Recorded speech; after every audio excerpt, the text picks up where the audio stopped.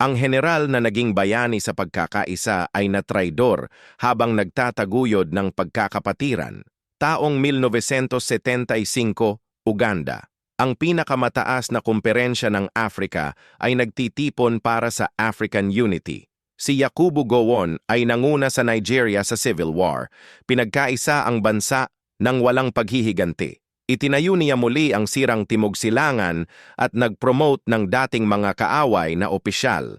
Siya ang nag-declare ng No Victor, No Vanquished at naging simbolo ng reconciliation sa buong kontinente. Sa oil boom ng dekada 70, naging African giant ang Nigeria. Ngunit sa Lagos, ang mga opisyal na kanyang pinromote ay nagtitipon sa lihim. Habang siya ay nangangaral ng brotherhood sa Uganda, sila ay naghahanda ng coup.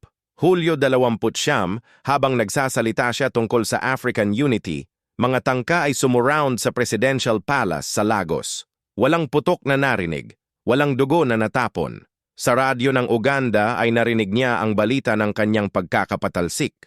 Ang mga taong pinagkakatiwalaan niya ay siyang gumawa ng plano habang siya ay nasa malayo. Ang general na master ng reconciliation ay si Yakubu Gowon.